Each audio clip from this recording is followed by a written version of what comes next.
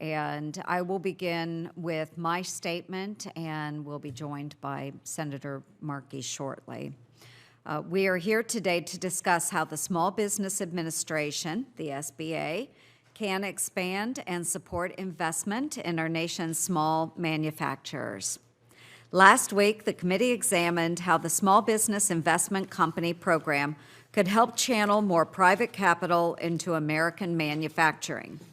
To better understand the urgency of this situation, we need to take a closer look at the numbers. And let me tell you, folks, this is staggering. Over the past 40 years, we did not simply lose manufacturing jobs. We witnessed the steady erosion of our industrial sector to China's delight and advantage. Over the last 25 years in Iowa alone, we have lost nearly 1 in 6 manufacturing jobs. American manufacturing employment has fared even worse over the last 40 years, falling by 28% and reaching depths we haven't seen since 1946. Only 3.7% of Americans are employed in manufacturing today, half the share we had 40 years ago, and barely a third of our peak in the late 60s. To put that in perspective, there are nearly twice as many people working in state and local governments than on the factory floor. This is not simply an economic decline, it is a hollowing out. The steady loss of skills, infrastructure, and investment in manufacturing undermines our ability to innovate and scale new technologies, leaving our homeland weakened and vulnerable. The reason for this is not a mystery. Government policies that encouraged offshoring production without regard for the long-term damage done to our domestic productive capacity. Today, the consequences are visible in every corner of America. Shuttered plants, decaying factories, and empty parking lots stand as monuments to the multi-generational disintegration of hard-earned knowledge, talent, and tradition that once formed the bedrock of our nation. But here's the good news. We have a president and SBA administrator who understand what is at stake. They recognize the size and complexity of the work needed to revitalize American manufacturing and are committed to rebuilding our industrial strength from the ground up. As we discussed during last week's hearing, the SBIC program will continue to play its vital role in expanding our productive capacity by facilitating private investment and through federal partnerships like that between the SBA and the Department of Defense's newly established Office of Strategic Capital, something I championed in the annual defense bill. But that is only the beginning. We must do more. Today, we welcome Administrator Loeffler to discuss the SBA's Made in America Manufacturing Initiative and the efforts underway to support the small businesses that make up 98% of our nation's manufacturing base. Part of that effort involves the Made in America Manufacturing Finance Act, which I was proud to introduce last month alongside Senator Coons. This bipartisan legislation would double the SBA-backed loan limit from $5 million to $10 million for small manufacturers who need that capital to modernize, grow, and train the next generation of American workers. That investment will have a meaningful impact across the entire supply chain. Because the smallest startups to the largest firms all rely on small manufacturers to get the job done. Revitalizing our industrial base and reclaiming our ability to make things in America starts with small businesses. We must ensure that cutting-edge innovation and high-speed, high-quality production happens right here at home, not overseas. If we are serious about competing with and beating China, creating good-paying jobs, and restoring economic resilience, we must empower our small manufacturers to lead the way. This bipartisan legislation takes a bold step in that direction. I am grateful that we're joined today by Administrator Loeffler, and I look forward to hearing from her how Congress can better equip the SBA to invest in the industrial revitalization of America. And with that, now I recognize Ranking Member Markey for his opening statement. Thank you, Madam Chair. Administrator Loeffler, committee where you touted the soon-to-come golden age for small businesses. We have seen an unprecedented assault by the Trump administration on Main Street. Here's how the golden age of Trump is going. The cost of manufacturing supplies has increased by 17 percentage points since President Trump's inauguration, according to the Institute for Supply Management. The National Small Business Association's May economic report found that the number of small business owners confident in their business financial future fell to the lowest point in the survey's 16-year history. The Wall Street Journal Small Business CEO Confidence Index, released April 25th, reported that 57% of small businesses and their owners believe the economy has gotten worse, a staggering 43 points higher than January. The University of Michigan's May survey of consumers, the benchmark study for consumer confidence, saw the second lowest level ever recorded. That's in May of this year. And Americans now believe prices will increase by 7.3% in the next year, the highest inflation expectation since 1981. For Small Business Administrator, unfortunately, the golden age of the promised gains has turned into the dark age of certain pain that small businesses are now suffering. All of this is a direct result of President Trump's self-inflicted economic disaster. Trump's destructive, chaotic, and thoughtless tariff policies are turning Main Street into Pain Street. Last week, we heard from 100% small business U.S. manufacturer located in Akron, Ohio, testifying before the committee. She said, quote, "Without immediate relief from the tariffs and ensuing trade war, U.S. manufacturing companies like mine will not survive the summer. Small businesses are being forced to shut their doors because of President Trump's destructive tariffs. Consumer confidence levels are taking an historic nosedive. That is happening day after day. And costs are skyrocketing. Walmart just announced it was raising its prices over tariffs, so you can only imagine how the Trump tariffs are crushing mom and pop stores across the nation. Small business owners, pleas for help are falling on deaf ears as the president tells them to prepare for short-term pain. Well, many of these businesses aren't going to survive this so-called short-term pain. Even the National Chamber of Commerce agrees with me on this. Last month, the National Chamber of Commerce followed my lead and called on the Trump administration to develop a tariff exclusion process to prevent, quote, irreparable harm to small businesses. Because these calls have gone unheeded by the administration, I introduced the Small Business Liberation Act 2 weeks ago, and I will be seeking unanimous consent today on the Senate floor to provide necessary relief to small businesses across our country from this tariff regime. 97% of all businesses who engage in trade are businesses. Make the motion for today. Tariffs and survive. Administration to having the small business. The president has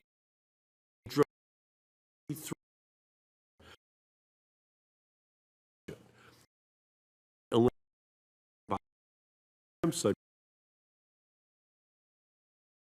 state trade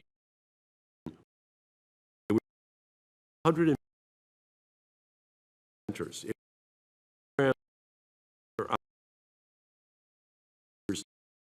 Veterans out of the military.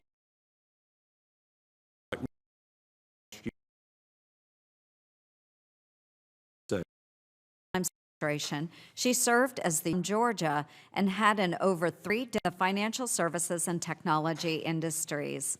As a member of the team at she helped grow from us to a Fortune 500 company. Administrator Loeffler earned her bachelor's degree at the University of Illinois College of Commerce, MBA from DePaul University Graduate School. I ask unanimous consent that Administrator Loeffler be included in the record. Without objection. And with that, Administrator Loeffler, and welcome to the committee. You are recognized for 5 minutes for your testimony. Thank you and good morning.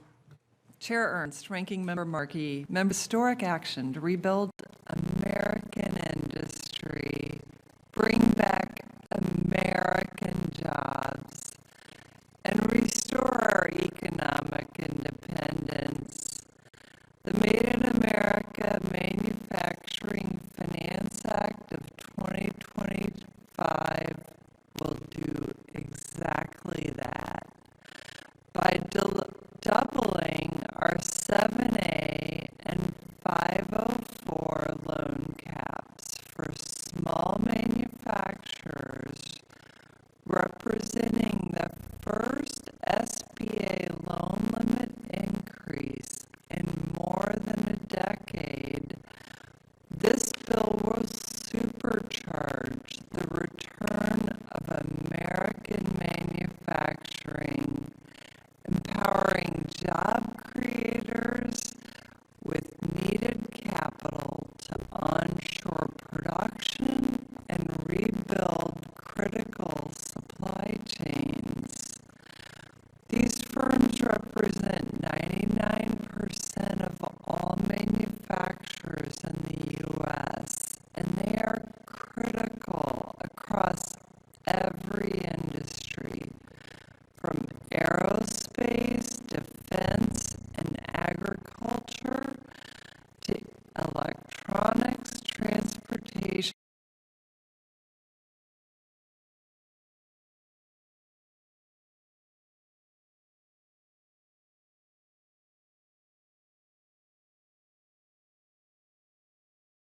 equip our military, and sustain our industrial strength.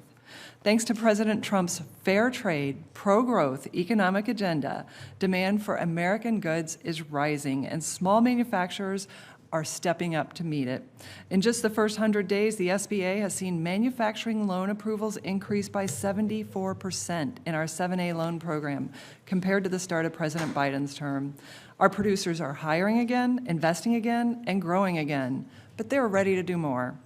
Over the last 4 months, through the SBA's new Made in America Manufacturing Initiative, our agency has met with more than 300 small manufacturers.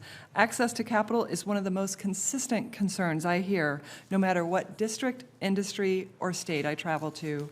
The Made in America Manufacturing Finance Act of 2025 is about ending our reliance on adversaries like China.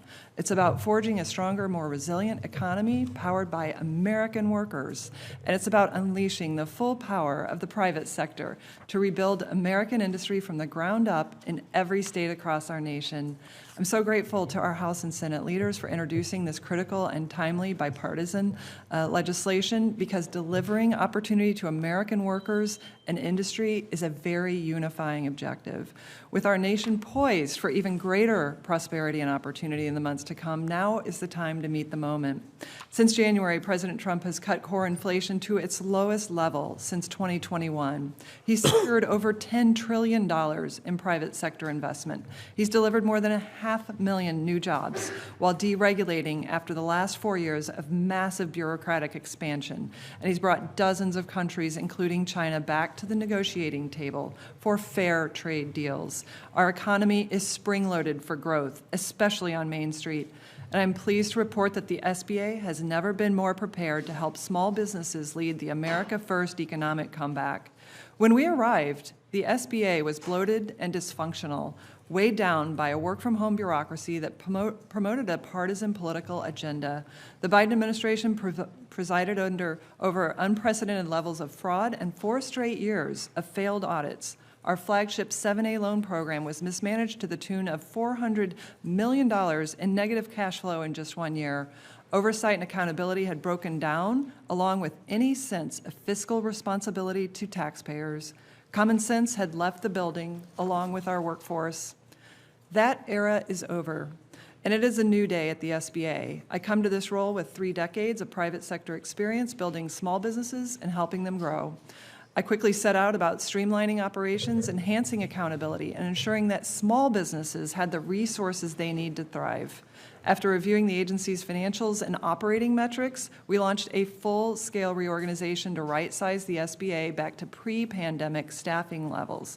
We've shifted resources that had been consolidated in Washington back out into the field among our 68 district offices and local communities. We canceled wasteful contracts for total savings of more than $3 billion. I'm proud that we're working alongside the DOGE team, who are not partisans, but patriots and business leaders who care about the future of this great nation.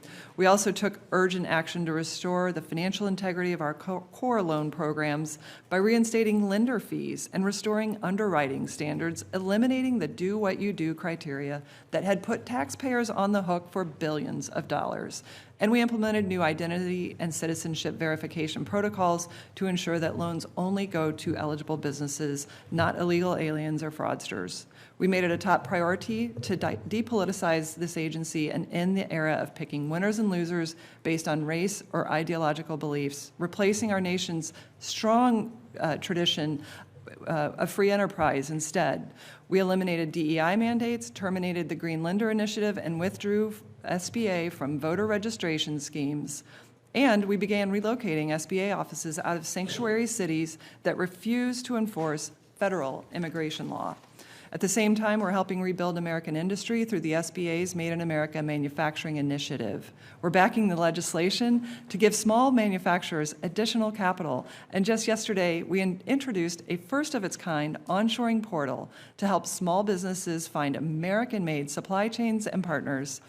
The results are immediate and measurable. In our first 100 days, SBA loan approvals have skyrocketed by 80% compared to the same time under the last administration. Loans to the smallest businesses, meaning those with 5 or fewer employees, nearly doubled. And the share of federal contracts going to small businesses is up to 23% from just 18% when we came into office. With new opportunity and strong economic agenda at hand, demand for capital is up. Businesses are growing and confidence is rising across the country. I'm proud to say that this is not the SBA of the past. It is a stronger, leaner engine for free enterprise, and it's one that supports American industry, respect for taxpayer dollars, and one that delivers results. We're no longer supporting the globalists, bureaucrats, and partisan political interests, but the small defense manufacturers, the local construction companies, and the tech company founders who, along with all the others, are putting everything on the line to live the American dream. Alongside President Trump, we're empowering small businesses to lead America's industrial comeback. Now, Congress has an opportunity to supercharge that comeback with new capital that will help make us stronger, more independent, and more resilient than ever before. The Made in America Manufacturing Finance Act of 2025 builds on what we've accomplished to date and sends a clear signal that this country is serious about rebuilding its manufacturing base, jobs, and supply chains. It's simple, it's responsive, and it delivers exactly what job creators and our lenders have been asking for. Thank you again, Chair Ernst and Chairman Williams in the House for your leadership, and I ask all of you for your favorable consideration, and I look forward to working with you as we get this bill passed. Thank you so much, and I look forward to your questions. Thank you very much, Administrator Loeffler. Now we will move into our rounds of questions, and I now recognize myself for 5 minutes of questions. Administrator Loeffler, people will be coming and going as we have different committees meeting, so thank you for your patience. Shoring up domestic production of critical goods is vital to America's economic and national security. I've been pleased to work with you and President Trump on SBA's Made in America Manufacturing Initiative.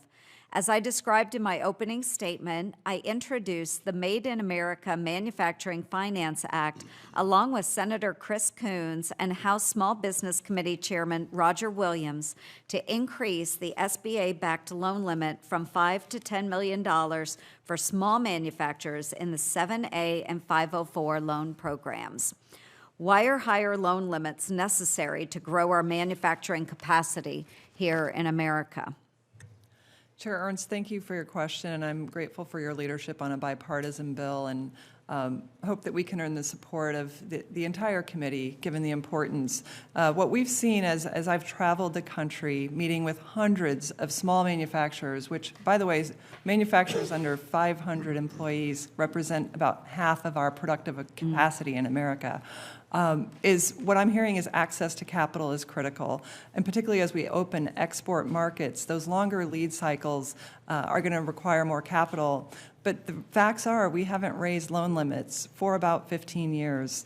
And so what we've seen is the ability for small businesses to access capital is great through our 7A and 504 loan programs, but it's limited by that $5 million cap. And factories want to invest more in capital equipment. They want to hire, they want to bring on more manufacturing staff, a skilled workforce, which is critical to them. They're certainly focused on investing in America and grateful to President Trump for his leadership in restoring fair trade so that they can produce more. But access to capital is the #1 concern we hear, not just as we talk to lenders who have seen the constraints firsthand with their manufacturing base, which is growing in America, but we've heard it firsthand. And I've heard manufacturers say that they already have the machines planned that they will purchase when they can get that access to capital, and hopefully when this tax bill passes as well. So I look forward to working with this committee to ensure that these loan limits are expanded. Oh, thank you. And I do hear that as I'm traveling across Iowa as well, and during my time here on the committee, that access to capital is one of the most significant impacts on those small businesses. So in my letter to President Trump on January 21st of this year, I wrote about the challenges facing the SBA, and I noted that the 7A loan program was severely mismanaged by the previous administration, resulting in rising defaults that threaten the future of the program. And I know that you inherited a mess over at SBA, and I appreciate how hard you have been working to right the ship. Can you tell us what reforms you have made at the agency to assure us that these new, larger manufacturing loans won't result in losses that must be covered by American taxpayers? Thank you for the question, Chair Ernst. I come out of 3 decades of private sector experience, much of it in financial services and risk management. So that was one of the first questions I asked when I came into the agency. What is the status of risk management in this agency? And I was frankly alarmed to see what had been done to the 7A program under the Do What You Do standard operating procedure. We looked at the rising delinquencies and defaults that were happening in that program that had ramped up our delinquency rates, and we quickly got to working with the industry and small businesses to rein in that SOP and have established the SOP back to what it was prior to the Do What You Do standard. We've heard tremendous feedback from lenders and borrowers alike because they now have guardrails, and we are reining in that reckless lending program that happened under the Biden administration. So my focus is going to be continuing to evaluate the loan programs to ensure that they're sound, that they continue to operate at zero subsidy, meaning no cost to our taxpayers. Unfortunately, the 4-year cohort under the Biden administration looks like it will have loan losses of $2.2 billion, putting taxpayers on the hook for sloppy underwriting, and it's unacceptable. To ensure that we don't go back to that, we evaluated the manufacturing loans, which the Biden administration, we've doubled what the Biden administration has done almost in terms of manufacturing loans. We've looked at the performance at the highest ends in terms of the outstanding loan size. Those are some of the best performing loans because those lenders and borrowers have skin in the game, and those tend to go to plant expansions.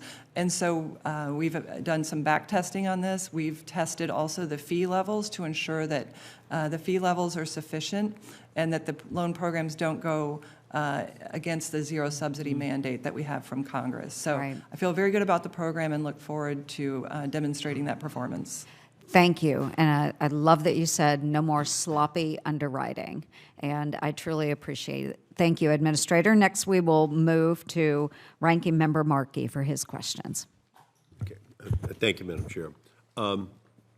Ambassador Loeffler, you called Trump's tariffs the single greatest salvation for small businesses and said that small businesses are grateful for tariffs. So do you acknowledge that Trump's tariffs raise costs for small businesses that are jeopardizing their livelihoods and their employees? That's what I'm hearing. Ranking Member Markey, thank you for your question. This president is fighting for the American worker and American industry.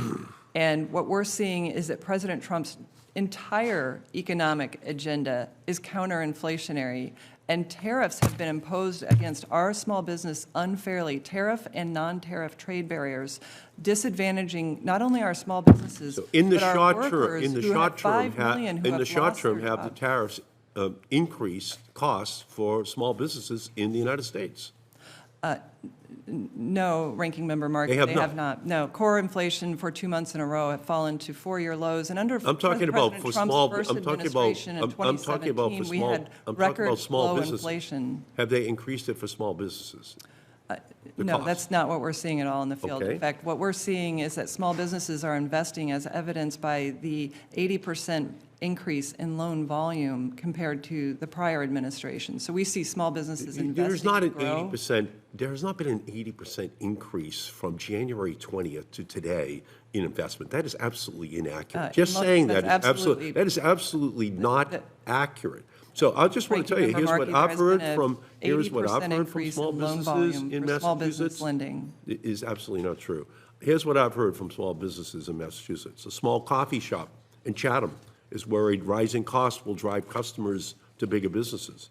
A toy designer in North Andover furloughed staff and is hesitant to place new orders, not knowing what tariff policy will be in a few weeks. A 100% U.S. electric bike manufacturer in Boston is considering entirely shuttering their doors because of the increased supply cost. And these are not just anecdotes. A recent survey conducted by CNBC showed that 70% of small business owners expect a recession, and almost 60% are concerned about tariffs harming their businesses. So again, Administrator Loeffler, what do you say to worried businesses like these? How is SBA helping these small businesses getting crushed by the Trump tariffs? This president is making sure that small businesses are never again put in the position of relying on the Chinese Communist Party to manufacture their goods and services. We saw during 2020, during COVID, the excessive reliance we have on the Chinese Communist Party.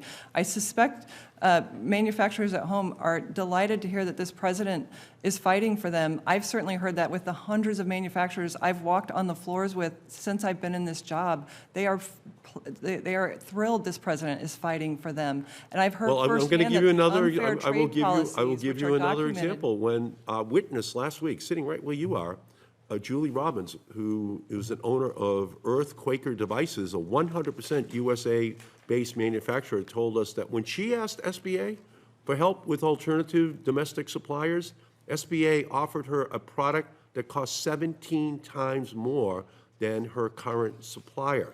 She cannot take on more debt. She doesn't want more debt. Small businesses don't want more debt. And the sustained losses would likely prevent her from getting an additional loan, even with a perfect credit score. And Julie is now considering offshoring manufacturing.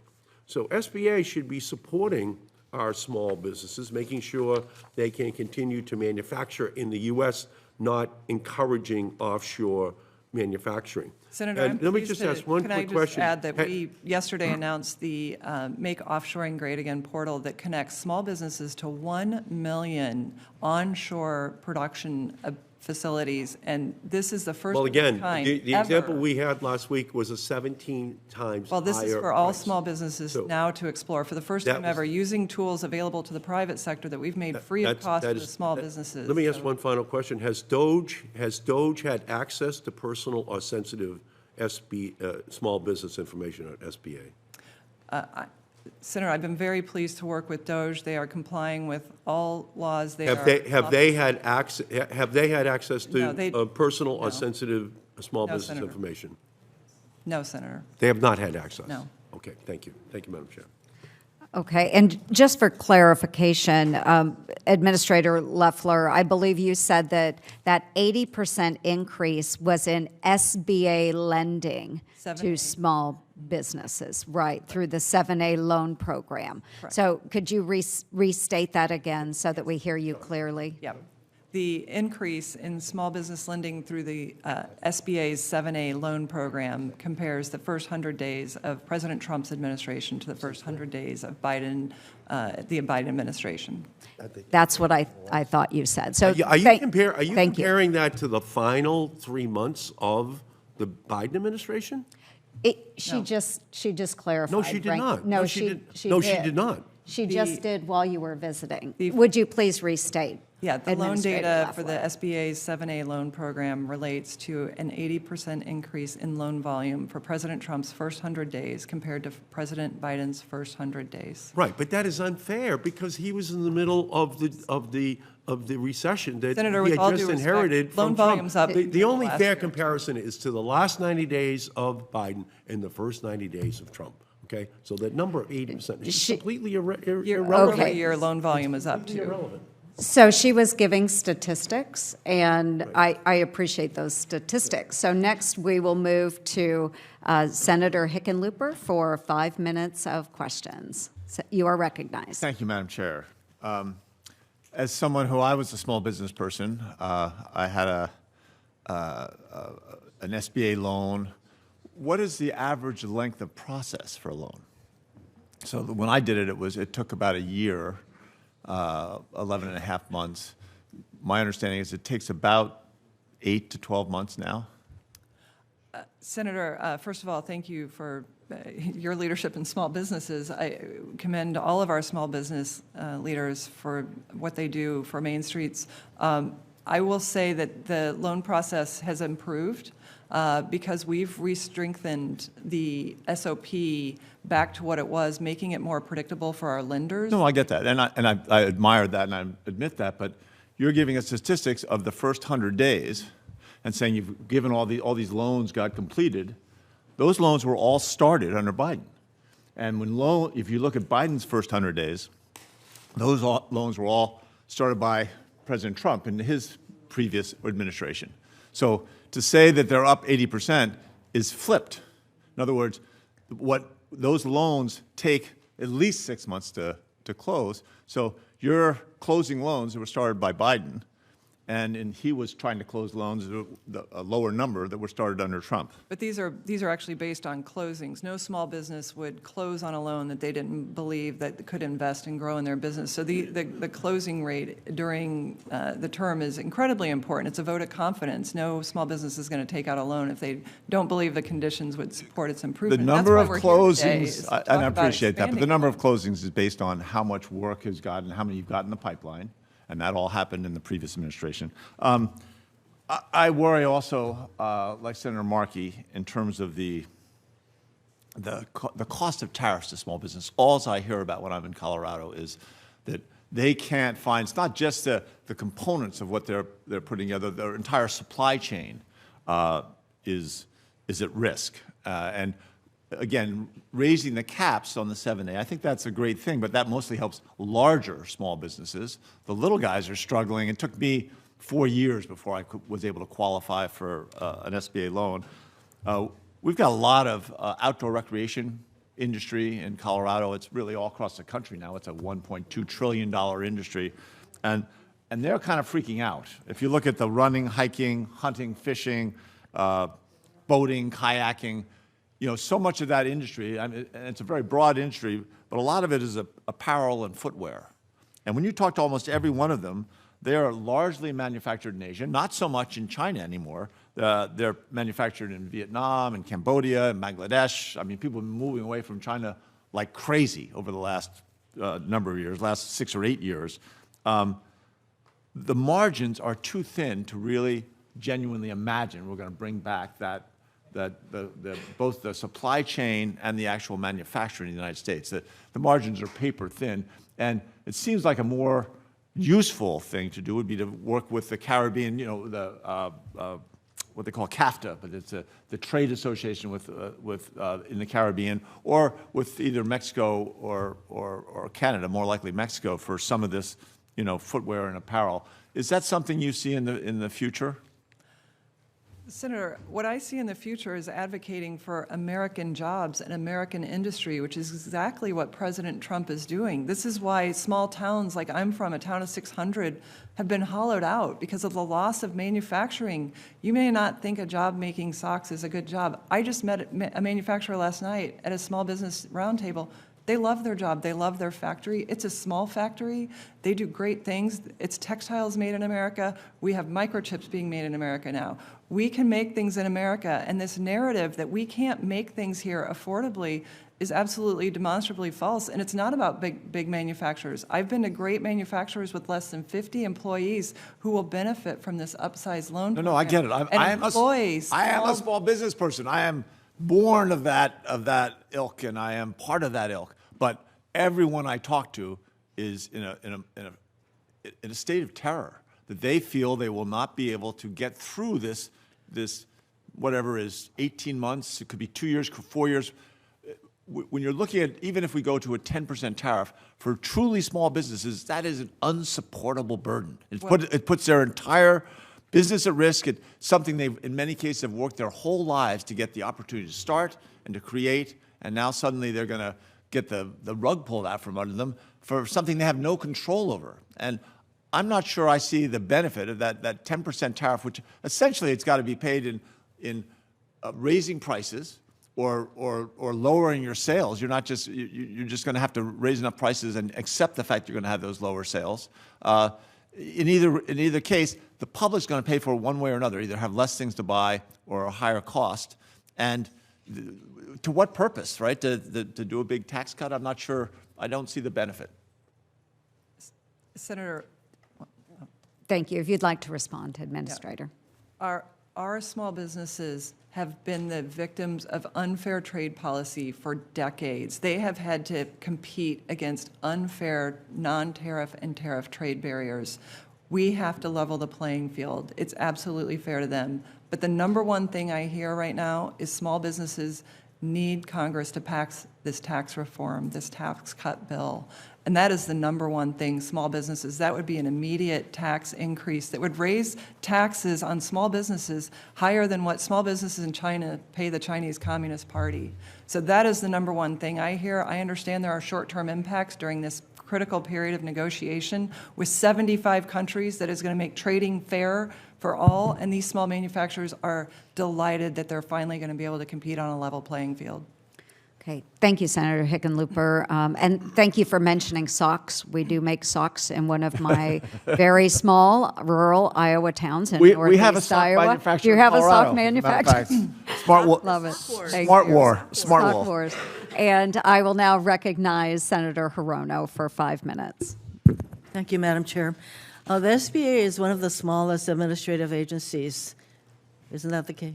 Yes, That's yes, true? Senator. So since this administration took office in January, how many people have either been fired or left SBA? Senator, I'm very pleased to say that we are streamlining and unifying this agency. How many back people to the have size- left or resigned? We're taking it back to the size that it was during the first Trump administration. The agency had doubled in size and headcount during COVID, and yet 90% of the staff was working from home. And so what we found Can when you we came please back give in, me some numbers, Madam yes, Senator. Administrator? So currently, we're looking at approximately 43% staff reduction, which brings us back to the size that the agency was during the first Trump administration.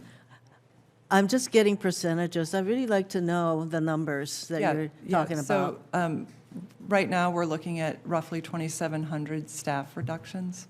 2,700. So it is really a very small agency, and you're about to embark on the small manufacturers effort, and that's going to take staffing. And in fact, isn't it the plan to further reduce your employee base? You're cutting another 43% from the SBA personnel?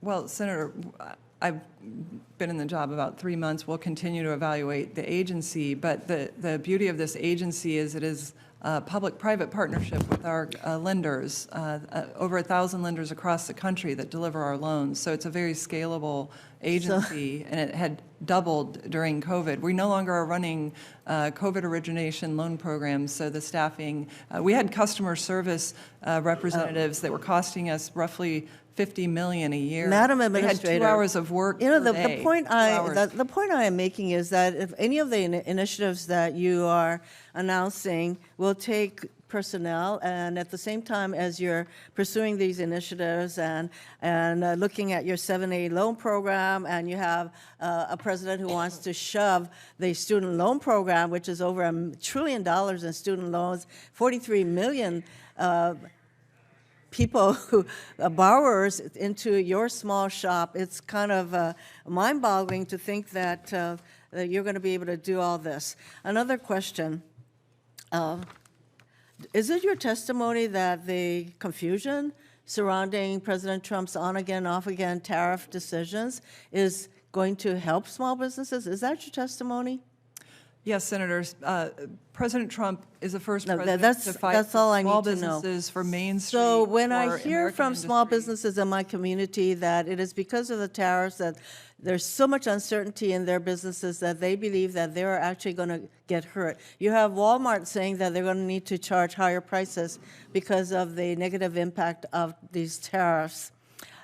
They're deluding themselves that actually President Trump's on-again, off-again tariff decisions are actually going to help them. So all these small businesses contacting us to say that they're actually being hurt, they're deluding themselves?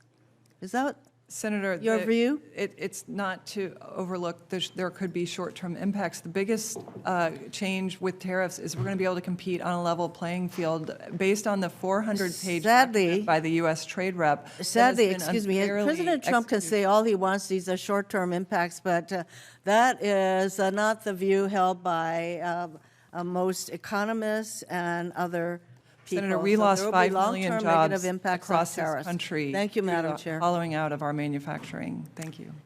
Now I recognize Senator Hawley for 5 minutes of questions. It's great to see you again, Administrator. Would you like to get a word in there? I'm happy to allow you to actually finish the sentence. Go ahead. I'll rest my case. Thank you. Probably wise. Let me ask you about something that's happening in Missouri that's very important to us. As you probably are aware, we've had very significant tornado damage across the state, including in St. Louis. I was just on the ground there for most of the day on Monday, walking the streets, talking to folks in neighborhoods. The damage is very, very extensive. We're going to need help across the board, and I'm asking you because one of the most important services, I think, that SBA provides is disaster relief, often in the form of loans to businesses that have been affected by natural disasters. Can you just talk to us a little bit about the nature of those loans, of that program, and what, for instance, my constituents might be able to get help with? Absolutely. Thank you, Senator. And your constituents in Missouri and frankly, the entire region that was impacted are in my prayers. And our team is already on the ground in that region to ensure that we are part of, while we're not a response agency, we're a recovery and resilience agency, and we are going to be there for your constituents. First of all, in fiscal 2025, as you know, the disaster relief funds ran out. And it was a great surprise to Congress that this agency did not alert this committee or others that they were running out of disaster relief funds. Under my watch, that will never happen again. And right now, we are making sure of that by ensuring that we do fraud checks. We've already caught about $75 million in attempted fraud that should have gone to survivors of disasters. We're streamlining our programs to ensure that the regional offices work with our disaster relief folks, which had never been done before. The agency had broken the regional and disaster response efforts apart.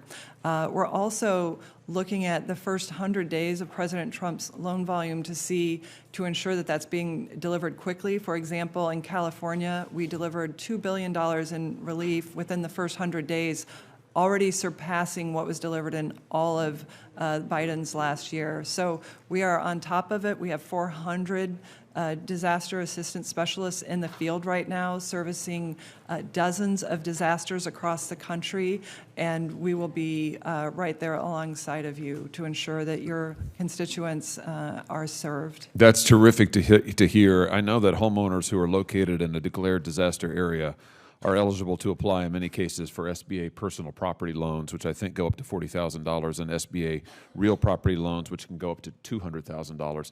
I can just tell you that's going to be very, very important relief for my constituents. We're really suffering in Missouri, all over the state, to be frank with you, but most recently, particularly in the St. Louis and southeast Missouri areas. So I'm glad to hear that you're making this a priority. Thank you for the reforms that you have enacted to make sure that there is funding available, that you get those teams that specialize in this on the ground. I know we'll want to see them in Missouri. I realize that a lot of this depends on a major disaster declaration. That's what opens up a lot of this relief and on the SBA side and makes it available. So we certainly hope FEMA will act on that very, very quickly. But thank you again, and I look forward to working with you to bring relief to the people of Missouri. We're in a lot of need right now. Thank you, Senator. We'll be there. Thank you. It's great to see you again. You're doing a great job. Thank you very much. Thank you, Madam Chair. How you do, sir? Okay. Thank you. I now recognize Senator Rosen, and we'll go from there. Thank you, Mr. Chair. And I want to thank you, too, Administrator Loeffler, for joining us here today. I just want to make a short comment on what Senators Hickenlooper and Hirono have said, because we know that we want to bring back U.S. manufacturing so that we can compete. But when is the real question? How long does this take to happen, and how many businesses will suffer or disappear in the meantime? And that's what we're really talking about with this uncertainty, because this puts people's dreams and their life work at risk or on the chopping block. So I think when we talk about it, this is that bridge where people's dreams will be dissolved. So, but I'm going to move on because we've had so many good conversations, and I want to talk about the importance of SBA as a resource partner.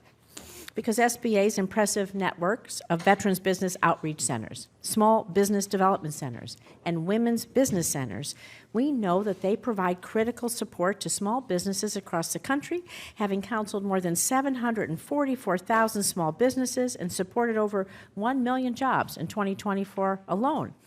The tailored support provided by Veterans Business Outreach Centers, I'm just going to call them VBOCs, a lot easier, it's important for my state of Nevada, which is home to more than 200,000 veterans and over 23,000 veteran small businesses. We only have 3 million people in Nevada, so it's a good number. I was proud to help secure Nevada's first dedicated in-state VBOC to ensure our veterans and transitioning service members get the support they needed to start a business. And so, Administrator, when we spoke ahead of your conversation, we really seemed that we connected and shared this priority to really support our veteran entrepreneurs. This is your story, bring the value of our community, and so I was really disappointed to see this drastic $167 million that was cut from the SBA's Entrepreneurial Development Program in the President's budget. And this is going to result, sadly, in the closure of hundreds of business resource centers, including 31 VBOCs. Small businesses are being hit hard, like I said, by the Trump tariffs. It's just the uncertainty. People aren't sure how to plan. We're not trying to attack anyone. We want to bring things back, but people just don't know what to do. And they need access to SBA, to the resource partners they've had, to the confidence that they have in their communities and those connections now more than ever. And so my understanding that your plan to address this need is for the SBDCs to provide the same services previously offered by eliminated programs like VBOCs, and I so appreciate this. But the SBA requested only $10 million in additional funding for SBDCs to serve veteran-owned businesses. It's still 46% less than existing funding for the veteran services. It's a step forward, but in the meantime, again, where are folks going to go, and how is this expertise? You're losing staff. These centers in my small state really help. So does SBA acknowledge that organizing all counseling services under SBDCs will make it harder for our veterans to access resources and place even more pressure on our SBDCs? They are really already strained. Senator, thank you for the question. And there is no bigger champion of our veterans than President Trump, which is why I think we've all seen him upsize the Veterans Administration budget by $5 billion. And I'm pleased to say, particularly as the daughter and granddaughter of veterans, my father started a small business as a result of what he learned in the military, that I am so proud to champion veterans and deliver even more unified, strengthened resources. We've just announced today an MOU with Secretary Collins at the Veterans Administration to share more resources between the small business efforts It's of the important VA that veterans and often SBA. serve veterans, and that's what our VBOCs give us. They hire veterans to serve the veterans who understand the process. So by eliminating them, you've eliminated this kind of unique understanding from veteran to veteran. I want to correct the assumption that we're eliminating VBOCs. That's absolutely not the case. In fact, the floor of 10 million is a floor, not a ceiling from the SBDCs. But let's be clear, there are 1,000 SBDCs across the country. We have 68 regional offices with veteran specialists in those offices. We have PCRs on military It took till base last year for me helping. to get the VBOCs in Nevada. So I just have one more quick question. The SBDCs do provide general counseling and business training, and so under your plan, how will SBA ensure that the SBDCs, again, to the same point, have the advisors that are specifically trained to provide counseling on those unique needs, and how long is it going to, how long will veteran businesses have to wait for this transition to be complete? Because again, it's the uncertainty. They don't have to wait at all, Senator, which is great, because I totally agree with you. We need to serve our veterans better. And in fact, this week alone, we're hosting 15 seminars for our veterans in Boots to Business and Reboot across the country. And we're only going to build on that. In fact, through our partnership with the VA, through our work with SBDCs, through our veterans outreach programs in the region, we're consolidating and unifying our services so that veterans have access to the full suite of SBA. And I'm very proud to say SBA lending to veterans in this calendar year is up 26%. Will you come meet with folks in my office to give us a list of I would love everything to. that you're doing so that we can communicate this out in Nevada and be sure that we continue to serve our veteran businesses? I'd love to meet you and visit with your state as well. Thank you. Thank you, Senator. Thank you, Mr. Chair. Well, everybody, I guess right as soon as I became the chair, everybody left. So I mean, maybe they know a whole lot more than I know. But, you know, Kelly, thanks.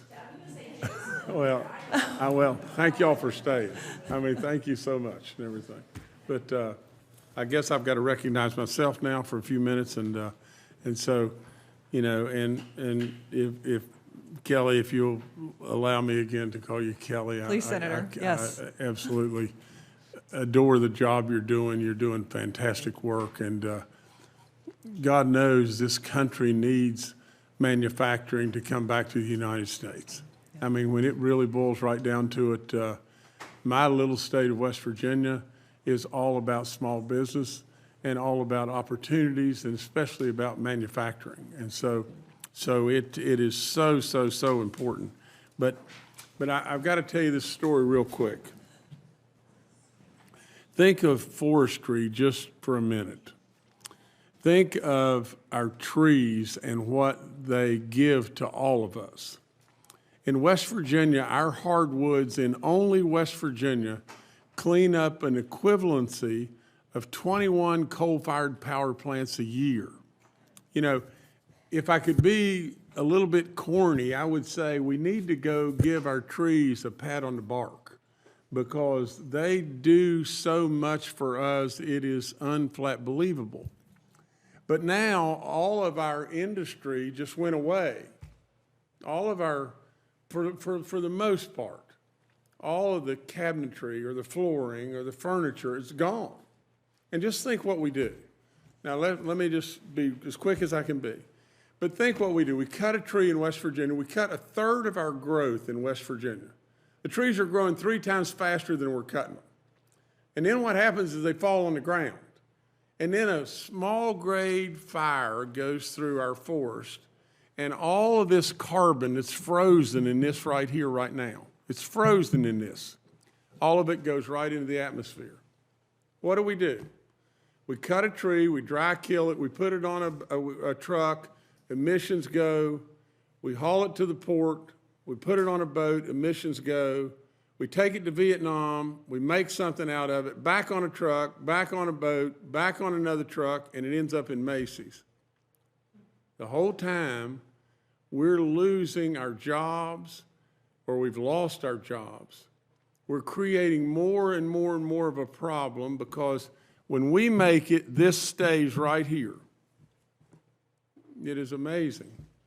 And with that, Kelly, I would say just to you, this is almost a repeat of over and over and over what's happened to America. We've spun around 14 times, and all of our jobs are gone, all of our manufacturing is gone. We can't make anything now, and we're really upside down. Give me your thoughts. Senator, thank you for your advocacy of Made in America. I frankly was somewhat surprised to hear your colleagues advocate for why should we make things in America? Why can't we make them offshore? I think you explained elegantly that we have the natural resources, we have the productive capability, we can do this again here, and that's what the Made in America Manufacturing Finance Act is about growing our capabilities in America. I mean, we've seen articles where we no longer make fasteners in this country, nuts and bolts and screws. Those are the things that built America. We have to get back to that. I'm so grateful that President Trump believes in American industry and the American worker, because we can do that. I've walked hundreds of factory floors. I have seen what's going on, and these incredibly skilled workers are grateful that this president believes in them and American industry. So I just thank you for fighting for that. And at the SBA, not only are we working on expanding the loan size, but we're also connecting manufacturers to local small businesses so that small businesses know there are 1 million suppliers in this country through our Make Onshoring Great Again portal that they can access to ensure that they are never again dependent on the Chinese Communist Party for their manufacturing needs. Well, I would just end by saying to all of you that are here, Kelly didn't need to do this for us. Our president really didn't need to do this for us. There's been so many folks, and I'm sure there's senators here the same. There's so many folks that have stepped up, but we've got to absolutely follow through now because we're in a mess. We've lost a lot of opportunity. And with all that being said, now is the time. Now is our time. Our time to bring stuff back to the greatest absolute workforce and manufacturing folks on the planet. And so I thank you. Thank you, Senator. Wonderful lady, you know, Senator Sheehan, and for 5 minutes. Thank you, Mr. Chairman. It's Shaheen. You're making me Irish there really quick. Administrator Loeffler, I appreciate your being here, and I think we all support bringing manufacturing back to the United States. Actually, the manufacturing sector in New Hampshire is the biggest sector of our economy, and one of the reasons I'm such a big supporter of the SBA is because the programs that the SBA operates help us build our manufacturing sector. That's the whole point, and that's why I was concerned when I saw the budget requests a 30% cut to staffing of district offices. Administrator Loeffler, in your confirmation hearing, I asked you about ensuring that the district offices have the support and the staff they need. And at that time, you said, "You have my commitment." I'm quoting you now. And you also said, "I can assure you we will put an emphasis on the field." But I can tell you that New Hampshire's district office started with 7 staff this year. Now they're down to only 3. I was at the SBA awards ceremony in New Hampshire 2 weeks ago, and virtually every small business that got an award talked about the help they received from the SBA or the resource partners, the veteran business centers, the women business centers, the SCORE partnership, and I heard a great deal of concern about the capacity of the SBDCs to pick up that whole load right now because they don't have the staffing and they don't have the budget to do that. And so can you tell me if the New Hampshire and other district offices will be exempt from the hiring freeze so they can get back to the staff that they need to support local small businesses, and will they be able to get the resources they need with this level of funding? Senator, thank you for your question, and I continue to reinforce our commitment to the field. In fact, not only since joining the SBA, when only 10% of the agency was in office, 90% was working from home for 4 years. We brought everyone back to the office, and I committed to having 30% of our staff in the field. We've already done that. Our small businesses, as I travel across the country, say that they've already seen a difference in the small businesses, SBA's activity in the field, and that's because not only are we back at work, but we have a new mission refocusing on serving small businesses and not serving bureaucrats. We're focused on- Administrator, I appreciate that. As I said, that's why I support the SBA, and I've been a big fan of the SBA since I got involved in public service because I understand how important they are. That's why I'm so concerned that our SBA office in New Hampshire only has 3 of the 7 staff that they had at the start of the year, and they're worried about whether they can pay their bills and whether they can hire more people. So my question for you is, are they going to be able to be exempt from that hiring freeze? Are they going to be able to hire those staff back, and are they going to have the resources to operate that office? Yes, we are working on restaffing the offices following some of the early voluntary retirements and making sure that we focus in on the field again, which again is a critical part of our service and technical support delivery along with our resource partners. And so what we're doing is focusing on the field and staffing those offices, and I think we're already seeing the impacts because of the increased loan volume. I'm sorry to interrupt again, but so can you give me some timetable for when they might be able to expect to be able to do the hiring again, to start that process? Senator, I don't have an exact timetable, but I will work with you and your office to ensure that we do that and ensure that, and we're in constant dialogue. Unlike the prior administration, which had essentially abandoned the field, we are in constant dialogue with our regional and district offices to ensure that. And I appreciate that, and I'm not interested in comparing the last administration to this administration. I'm interested in seeing what we need to do to ensure that our small businesses in New Hampshire get the help that they need. And that means staffing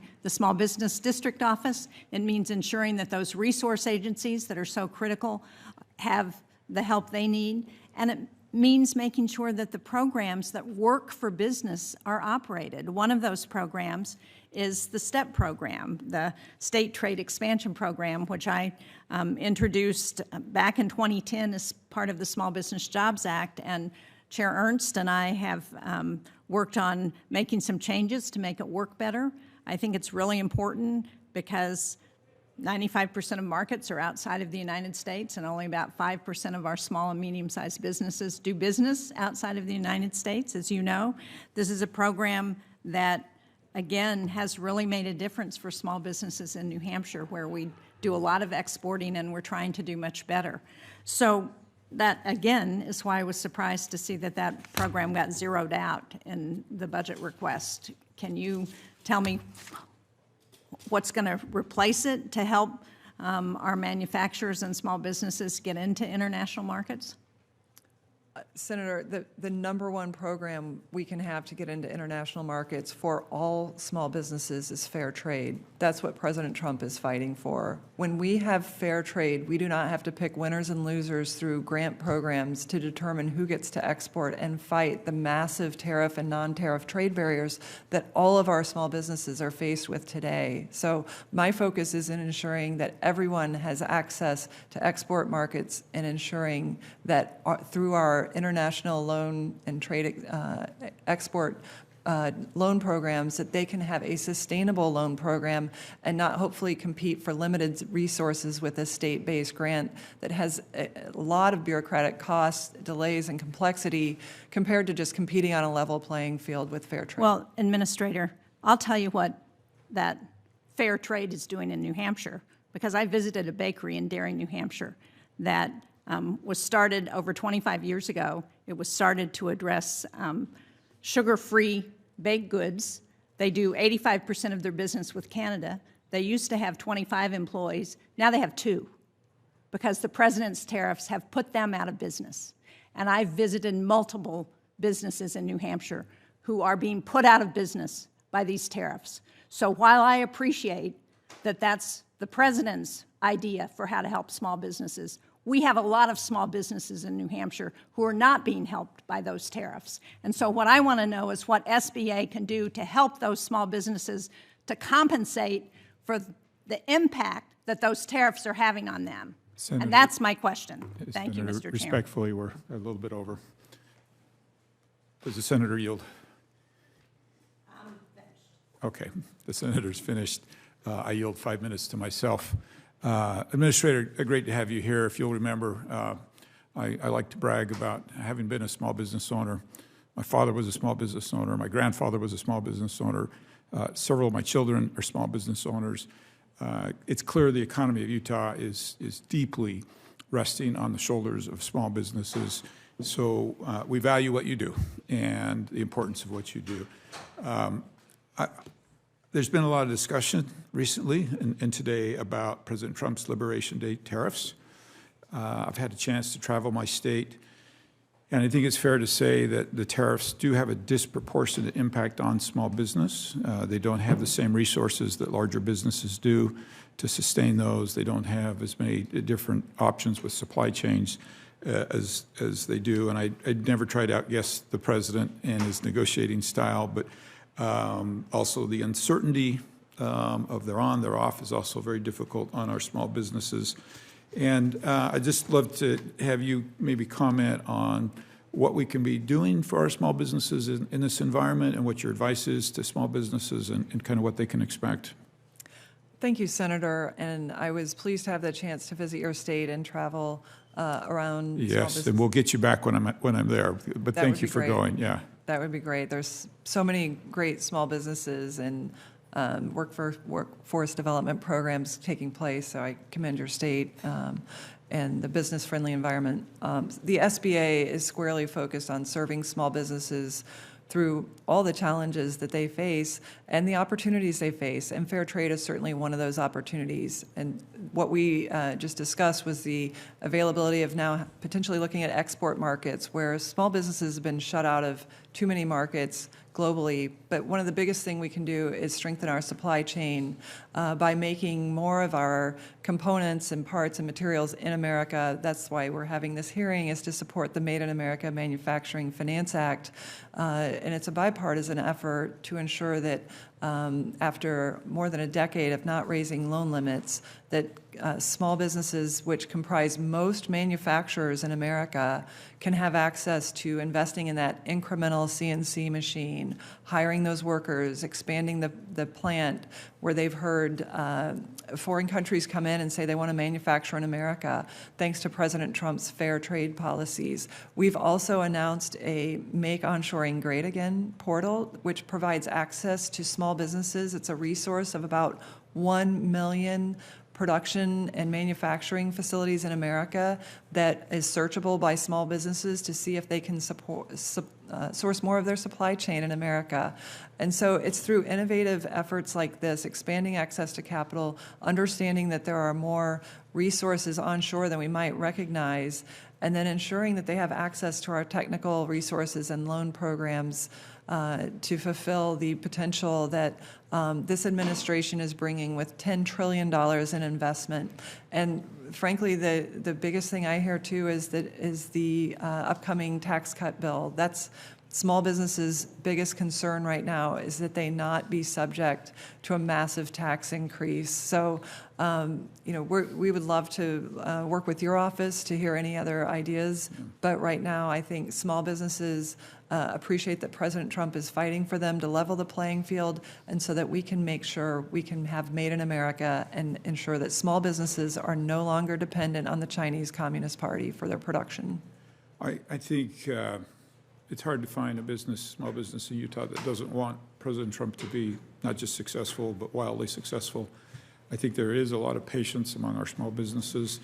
At the same time, anything the administration or you can do to signal that you get it, right, that this is very painful, particularly disproportionately painful on our small businesses, I think is very, very important to do, and to help them realize that they are being seen and heard. And a lot of it for me is when I talk to them, if I'm simply able to say, I will deliver your story to Washington, that's really what they want. They just want to make sure that they're heard.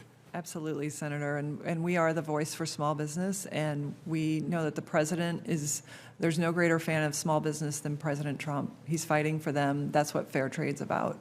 Yeah, and in reference to the size of your offices, one of the things I learned as a small business owner is we sometimes make the mistake that we solve problems by hiring more people, and I'm very well aware it's not necessarily more people, and I also think we ought to point out that every person on that payroll is $1. Every dollar we pay them is $1 not going into small business programs. So I know that balance is difficult for you, but I just want you to know the Senator appreciates that it's not all about the numbers of people. It's more about the quality of the services. And with that, I yield my time, and I now recognize Senator Young. Administrator Loeffler, it's really great to see you. It was good to see you in Indianapolis. Thanks so much for the visit recently. And I think it's appropriate, since we visited a manufacturing facility, that we're here to discuss the importance of our manufacturing leadership in this country. So thank you for your support, relatedly, for advancing the goals of my Small Business Technological Advancement Act. That will be important to many Hoosier businesses and manufacturing enterprises. I'm especially grateful that its intent has been incorporated into your updated standard operating procedures. Effective June 1st of this year, 7A loan recipients will now be able to use their proceeds for critical modernization efforts, digital tools, software, payroll, et cetera. This is a significant step forward for small businesses who are seeking to stay competitive in this rapidly evolving technological landscape. It touches directly on manufacturing, which is what we're here to discuss today. Let me pivot a bit, if I can, to SBIR mills. It's something you're familiar with. I am sure you are aware SBIR mills are companies that systematically secure numerous SBIR, or Small Business Innovation Research Awards, often focusing more on obtaining grants than on commercializing the resulting technologies. SBIR program is designed to support small businesses in developing innovative technologies that can make them more productive and allow them to pay their workers more, so that we can continue to have an ecosystem of good jobs in this country, which I know is President Trump's and this broader administration's objective. What impact do SBIR mills have on legitimate small businesses trying to enter the program, Administrator? Senator, thank you for the question, and also thank you for your leadership on the technology enhancements that you helped us make available in the 7A loan program, because I think we know that small business benefits when they can have workflow automation and efficiencies, and so I appreciate your leadership on that. Specifically with regard to small business innovation research mills, more broadly, just thinking in the context of a year where we will be reauthorizing the SBIR program, hopefully. And this is an important program that provides the development of critical technologies, particularly in the areas of defense and healthcare and other areas. But what we want to make sure is that the program designs as intended and operates for the benefit of American taxpayers and the small business innovation that is occurring, that is absolutely mission critical in many respects to our national security, our war fighters, healthcare, and other areas. So when SBIR programs are abused to access grants and funding without delivering the results, that's something that we have to look into. Our team's already evaluating the program effectiveness and the ability to, for us to audit and monitor the the participants in the program and the results. Admittedly, that program seems to have been adrift in the last 4 years, and I think we need to put guardrails back on that in terms of being able to access information. And we will continue to share information with your office as we learn more about the program to protect it for the intended recipients and results. Well, I do hope that you stay in touch with our office in particular, but more broadly, the committee. I know there's a lot of support on this committee. The chair is certainly very supportive of making sure that our legitimate small businesses, those that create things of value for people, aren't just in operation to extract money from the taxpayer, to ensure that they can be as innovative as possible. And so I intend to offer some concrete solutions, and if they're informed by your excellent team's work, that would be fantastic. Will you work with me on that?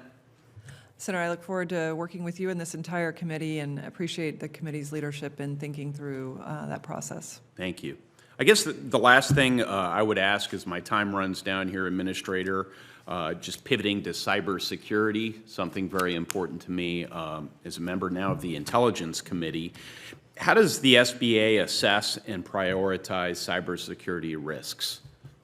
Well, as someone that came out of small business, Senator, I know that for small businesses, it can be a disproportionate cost for them to address that. And through our work across the country and our small business development centers, we hope to bring expertise to bear to make it accessible for small businesses, for them to share that information with their employees so that they're not inadvertently putting their small businesses at risk, and to understand the emerging threats that can be happening, because that threat environment's always changing. And so we'll continue to work with small businesses on the innovation front, whether it's cybersecurity, artificial intelligence, and other innovations, to keep them at the forefront, because they're really having to do a lot more with less, and we are there to support them.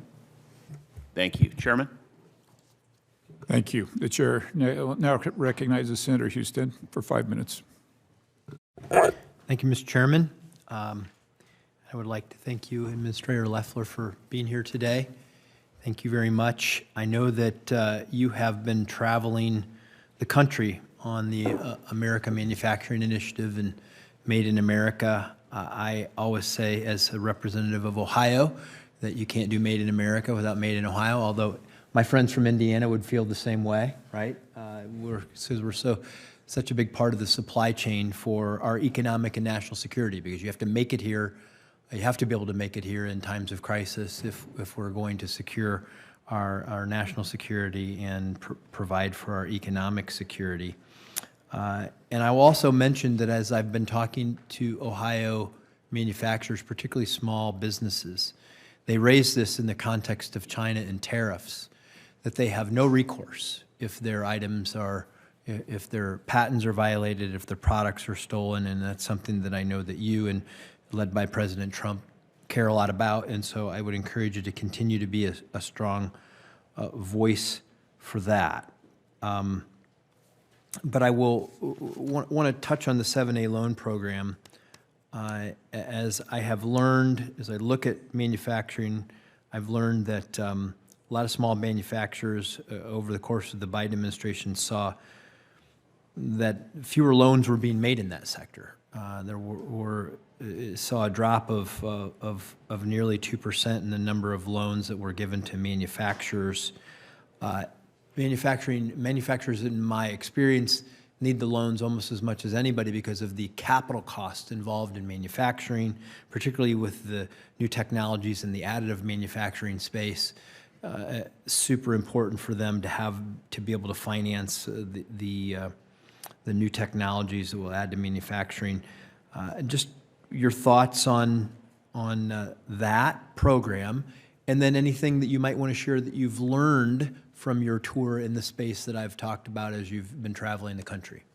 Absolutely. Thank you, Senator, and I look forward to visiting manufacturers in Ohio. And we want you to come see us. Great. Of course. Well, first of all, the data that we have on our manufacturing loans, both for 7A and for 5O, 504 demonstrate that there is great demand and growth in manufacturing loans.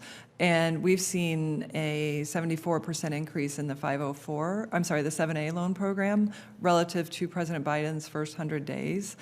We've seen a 38% increase overall in the 504 and 7A loans combined. And where we've had conversations with both lenders and our manufacturers is that the loan limits make the loans less attractive. Like the limit of $5 million has represented a somewhat artificially low cap now about 15 years after the last increase was made. So providing the $10 million loan cap will help us attract more manufacturing loans to provide more capital. I've talked to manufacturers that have already identified the equipment and the workforce that they're going to hire once they can expand the access to capital, and as well have the access, have the certainty of the tax bill that's in Congress right now.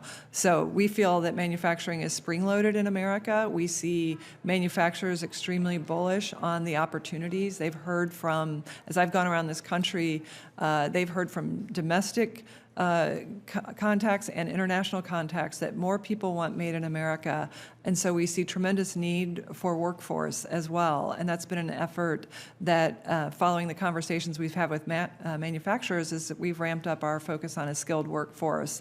I've visited several technical schools, career academies, and seen the great work going on there, the type of training, whether it's CNC machines or welding or HVAC and the like, the tremendous skilled workforce that we have coming in the pipeline is exciting. It's not just a focus on STEM, but it's on building things. It's making manufacturing a hot industry. As my friend Ann calls it, a new collar boom, which means we're integrating technology with manufacturing.